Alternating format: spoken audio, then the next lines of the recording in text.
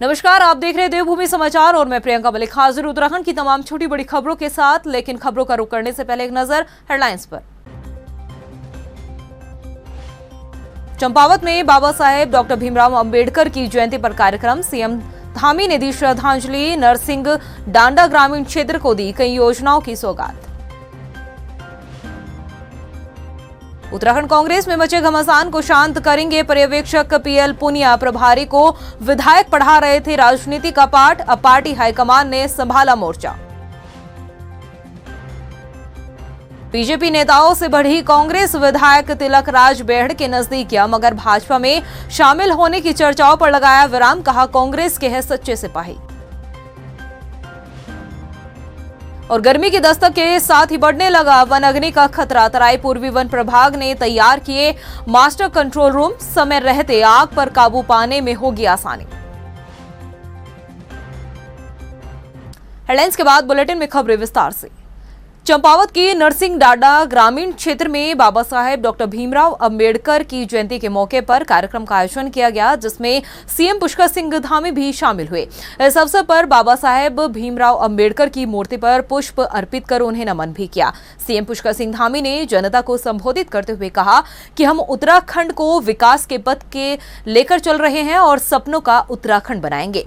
इस दौरान नरसिंह डांडा गांव को विकसित करने के लिए कई योजनाओं की घोषणा भी की है, जिसमें क्षेत्र के हाई स्कूल को इंटरमीडिएट बनाया जाएगा और प्राथमिक स्वास्थ्य केंद्र का निर्माण भी होगा। इसके साथ ही गांव को लेकर कई योजनाओं का ऐलान भी किया है।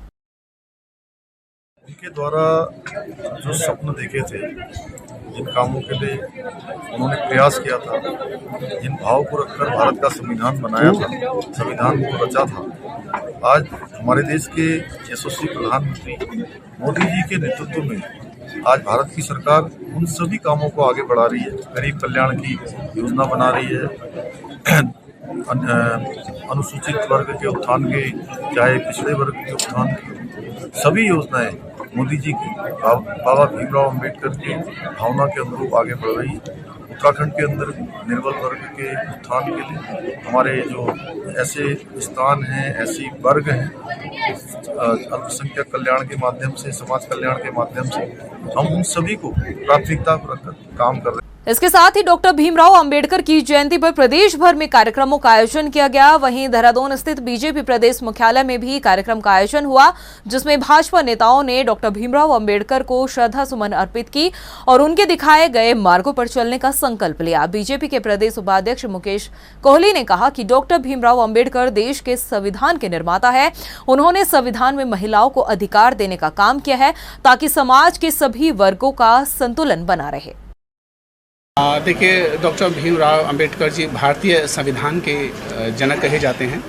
उन्होंने भारतीय संविधान को लिखा और आज हमारे देश में शोषितों को, दलितों को, वंचितों को, खासकर महिलाओं को जो गैर बराबरी दर्जा हो रहा था, उस बराबरी के दर्जे पर लाने के लिए डॉक्टर भीमराव अंबेडकर जी ने बहुत संविधान में ऐसी बातें लिखी जिससे इन सब लोगों को समाज की मुख्य धारा में जुड़ने का और समाज की मुख्य धारा में रहने का अधिकार प्राप्त हो सके। उत्तराखंड कांग्रेस में मचा घमासान थमने का नाम नहीं ले रहा है। विधायकों की बयानबाजी इस समय पार्टी और संगठन के लिए सिरदर्द बन चुकी है।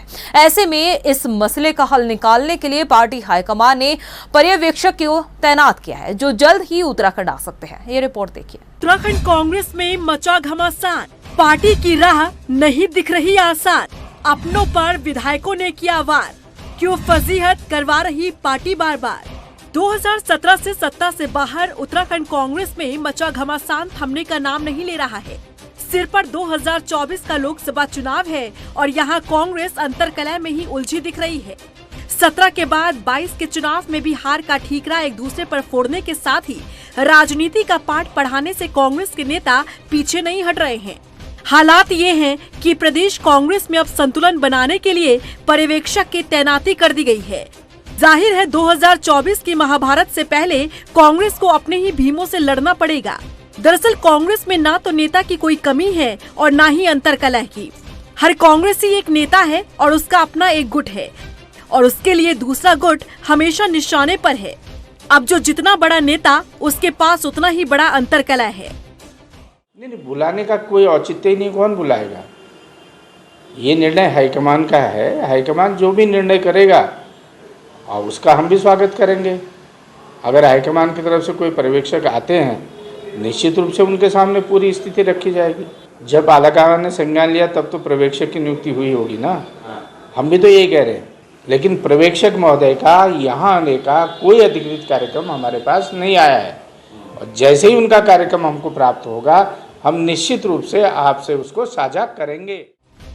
हालिया मसला प्रदेश कांग्रेस अध्यक्ष करण माहरा और प्रीतम सिंह जैसे भीमकाय के साथ ही देवेंद्र यादव से जुड़ा हुआ है। हालांकि ये ऊपर से देखने में लगता है कि इन तीन नेताओं का मसला है, लेकिन कांग्रेसी और कांग्रेस को समझने वाले जानते हैं कि चक्री घुमाने वाला कोई और भी है। अब इस सीनियर सिटीजन के बारे में तो फिलहाल कोई बात नहीं करेगा, लेकिन तलवारें जिन तीन नेताओं के बीच निकली है वो रिंग में है। कांग्रेस के कद्दावर नेता और विधायक प्रीतम सिंह ने प्रभारी देवेंद्र यादव को लेकर निशाना साधा। प्रीतम सिंह ने कह दिया कि देवेंद्र यादव को उत्तराखंड की राजनीति के बारे में कुछ नहीं पता है। अब जाहिर है कि देवेंद्र यादव के बचाव में करण माहरा को आना ही था। ऐसा क्यों है, ये राजनीति के जानकार बखूबी समझते हैं। हर आदमी को अपनी भावनाएं, अपने विचार व्यक्त करने का स्वतंत्रता है, अधिकार है। हाँ, ये जरूर है कि वो भावनाएं कहाँ व्यक्त की जाएं, उसका कौन सा फोरम हो, वो भावनाएं किन शब्दों में व्यक्त की जाएं, वो भावनाएं कितनी वॉल्यूम से व्यक्त की जाएं, ये अपने आप में एक महत्वपूर्ण चीज़ है। मैंने आदरणीय अध्यक्ष जी से अनुरोध किया है कि वो एक दिन जो हमारी पॉलिटिकल अफेयर्स कमेटी उत्तराखंड की है उसमें इस विषय को चर्चा के लिए रखें और वरिष्ठ लोगों से मार्गदर्शन प्राप्त करने के बाद हम आगे की नीति को निर्धारित करें। खैर, प्रीतम सिंह के देवेंद्र यादव को लेकर दिए गए बयान के बाद करण माहरा को बचाव में उतरना पड़ा, लेकिन तब तक प्रीतम सिंह ने दिल्ली दरबार तक अपनी नाराजगी जता दी। इसके बाद तो कांग्रेस का अंदरूनी आपदा नियंत्रण विभाग सक्रिय हुआ। वहीं कांग्रेस के घर में मचे घमासान पर सत्ता पक्ष बीजेपी चुटकी ले रही है। मुझे खतरा है कि पर्यवेक्षक के साथ भी वो व्यवहार न हो जिसकी कल्पना हम लोग कर नहीं रहे, क्योंकि आखिरकार जब निर्णय होता है तो निर्णय यहीं से होके जाता है, होगा जो हमारे संगठन में प्रक्रिया है, और पर्यवेक्षक उसमें चर्चा वार्ता पहले कर चुके होते हैं। अब या तो इनके निर्णय बिना चर्चा के होते हैं, तब विरोध का प्रश्न खड़ा होता है, और चर्चा हुई तो पर्यवेक्षक आने का उद्देश्य क्या होता है। सच्चाई ये है कि पर्यवेक्षक हो चाहे कांग्रेस का नेतृत्व हो, अपने कार्यकर्ताओं पर लगाम नहीं लगा पा रहा है, जिस तरह परिस्थितियां निर्माण हो रही है। आला कमान ने पीएल पूनिया को इस प्रीतम सिंह और देवेंद्र यादव के बीच रार खत्म कर फिर से प्यार पनपाने का टारगेट दिया है, लेकिन प्रीतम सिंह ने भी साफ कर दिया कि पूनिया आए या कोई और, पार्टी में संतुलन नहीं बना तो मुश्किल होगी। अब प्रीतम सिंह किस संतुलन के लिए परेशान हैं और कहां उन्हें दिखता है कि पार्टी असंतुलित हो रही है, इस बारे में वो ही पार्टी को बताएंगे। लेकिन मौसम में बढ़ती गर्मी कांग्रेस को भी गर्म कर रही है, इसमें दो राय नहीं। टाइम टीवी के लिए देहरादून से मनीष जगवाल के साथ ब्यूरो रिपोर्ट। वहीं उत्तराखंड कांग्रेस में मचे घमासान को पार्टी शांत करने की कोशिश में जुटी हुई है, जिसके लिए कांग्रेस हाईकमान की तरफ से पर्यवेक्षक पीएल पूनिया को उत्तराखंड भेजा जा रहा है, ताकि कांग्रेस में चल रही गुटबाजी को शांत किया जा सके। पीएल पूनिया वरिष्ठ नेताओं के साथ बैठक करेंगे और बैठक में प्रदेश प्रभारी देवेंद्र यादव भी मौजूद रहेंगे। ऑब्जर्वर आ रहे हैं, स्टेट की लीडरशिप से मिलने के लिए वो आ रहे हैं, और जो भी हमारे वर्कर्स में या स्टेट लीडरशिप में अगर कोई जिसकी भी जो अपनी बातें हों उनसे करेंगे, और कांग्रेस अच्छे से चले, हम बेहतर ढंग से प्रदर्शन कर सकें, बेहतर ढंग से भारतीय जनता पार्टी की सरकार को घेर सकें, उसकी जिम्मेदारी को हम ठीक से निभा सकें, उसी के लिए पर्यवेक्षक आ रहे हैं। और उसी पर उनके आने के बाद फिर वो अपनी रिपोर्ट्स सबसे बात करने के बाद हाईकमान को सौंपेंगे। उत्तराखंड में अवैध मज़ारों के ध्वस्तीकरण की प्रक्रिया जारी है। लगातार अवैध मज़ारों को चिन्हित भी किया जा रहा है। धामी सरकार के इस कदम की वक्फ बोर्ड के अध्यक्ष शादाब शम्स ने भी प्रशंसा की है। उन्होंने कहा कि हमारी सरकार समन्वय और सामंजस्य बनाकर चलती है। सरकार द्वारा अवैध मज़ारों पर जो कार्रवाई की जा रही है वो निश्चित तौर पर स्वागत योग्य है, और सभी अभी तक जितनी भी हमारी सरकार ने 1000 से अधिक मज़ारों को चिन्हित किया है, उसके लिए आगे भी ध्वस्तीकरण की वही जारी है। सही को छेड़ेंगे नहीं और गलत को छोड़ेंगे नहीं।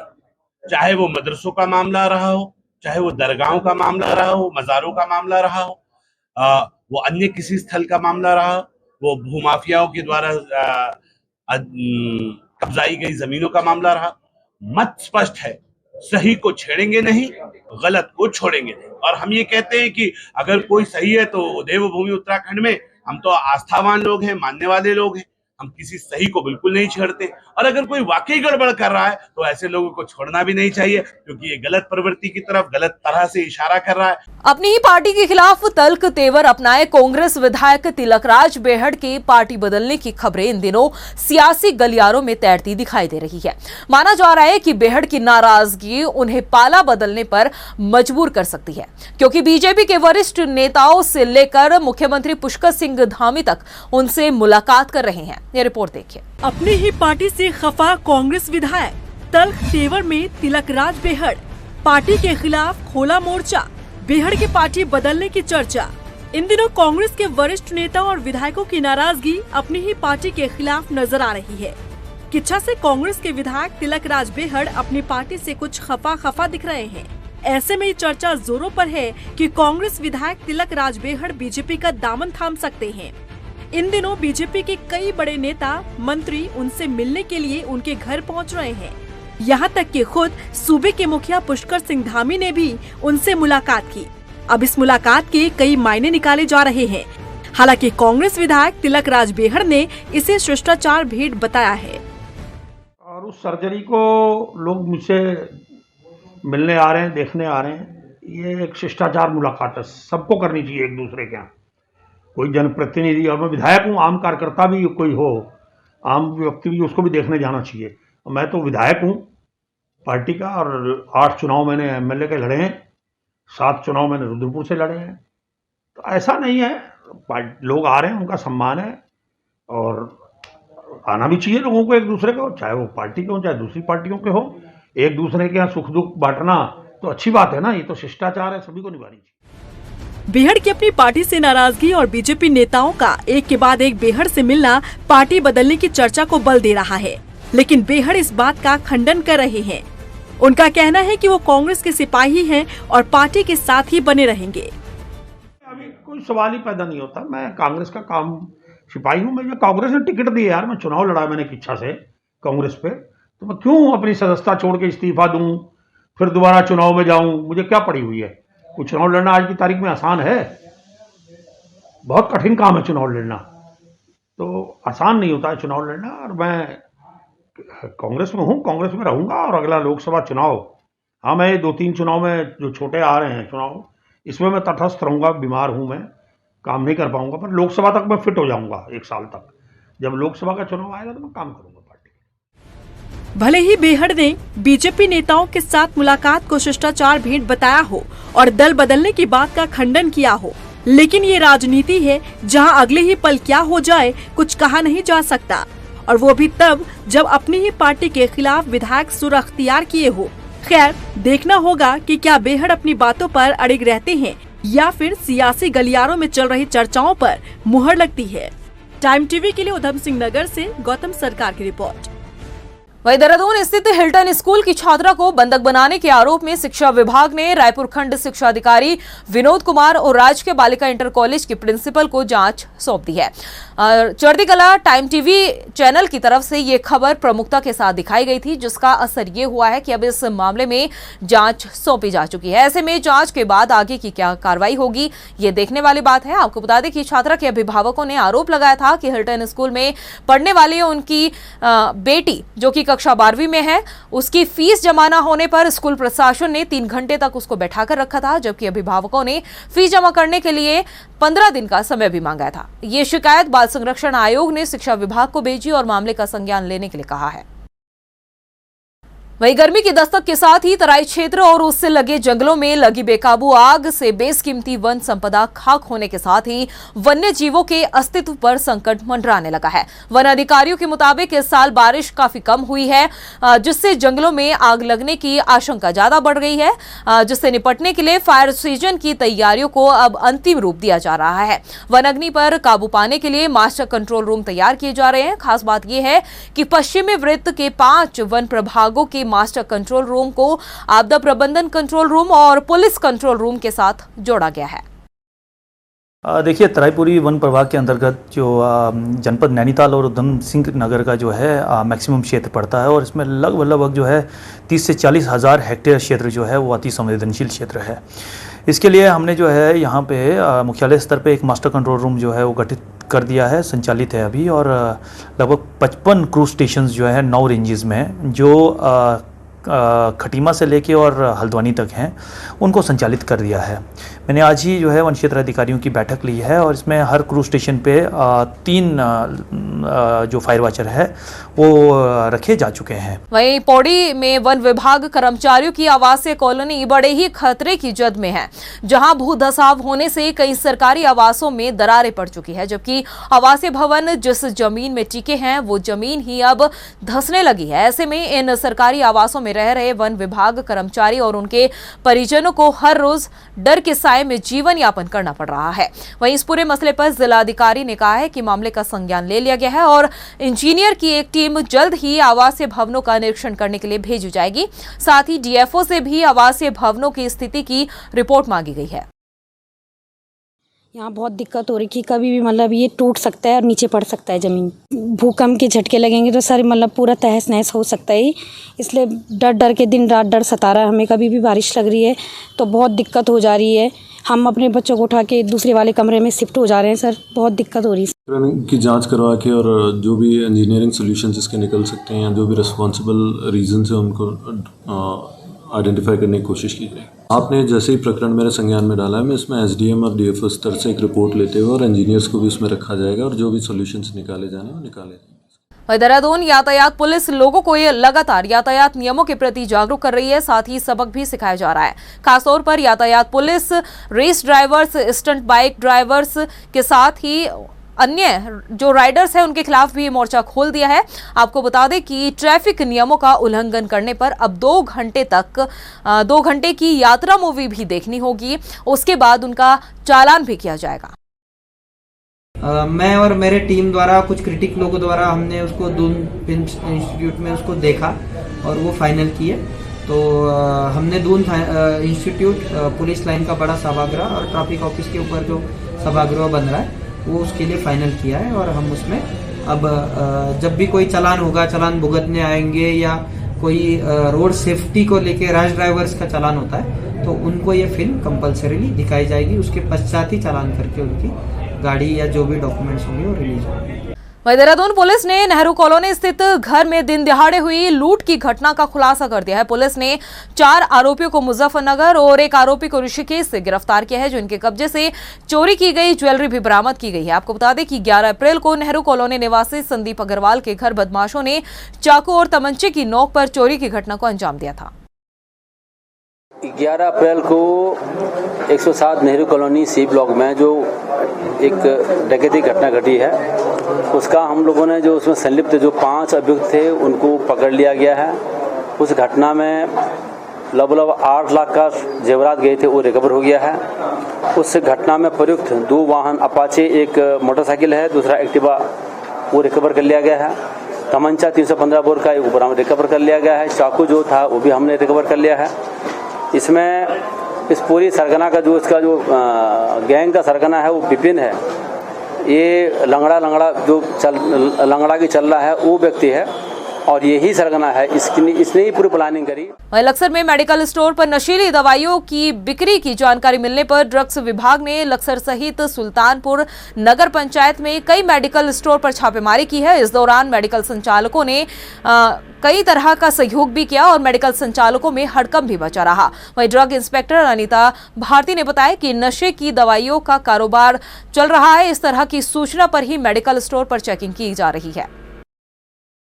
शिकायतें मिल रही थी, एसटीएफ टीम को भी कुछ शिकायतें मिली हुई थी और उन्हें जहाँ तक कुछ मेडिकल स्टोर का जो डाउट था कि उनके द्वारा नारकोटिक दवाइयों का विक्रय किया जा रहा है, उन्हीं सब मेडिकल स्टोर्स को आज हमारे द्वारा चेक किया गया। पूरा लक्सर एरिया पूरा कवर किया है और अभी सुल्तानपुर में हम लोग यहाँ पर चेकिंग की है। तो फिलहाल अभी ऐसा मेडिकल स्टोर पर कुछ भी देखने को नहीं मिला है और कार्रवाई अभी जारी रहेगी। प्रदेश की खबरों में इतना ही, फिर हाजिर होंगे कुछ खास खबरों के साथ। तब तक के लिए मुझे दे इजाजत, नमस्कार। चंपावत में बाबा साहेब डॉक्टर भीमराव अंबेडकर की जयंती पर कार्यक्रम, सीएम धामी ने दी श्रद्धांजलि, नरसिंह डांडा ग्रामीण क्षेत्र को दी कई योजनाओं की सौगात। उत्तराखंड कांग्रेस में मचे घमासान को शांत करेंगे पर्यवेक्षक पीएल पुनिया, प्रभारी को विधायक पढ़ा रहे थे राजनीति का पाठ, अब पार्टी हाईकमान ने संभाला मोर्चा। बीजेपी नेताओं से बढ़ी कांग्रेस, विधायक तिलक राज बेहड़ के नजदीक किया, मगर भाजपा में शामिल होने की चर्चाओं पर लगाया विराम, कहा कांग्रेस के है सच्चे सिपाही। और गर्मी की दस्तक के साथ ही बढ़ने लगा वन अग्नि का खतरा, तराई पूर्वी वन प्रभाग ने तैयार किए मास्टर कंट्रोल रूम, समय रहते आग पर काबू पाने में होगी आसानी।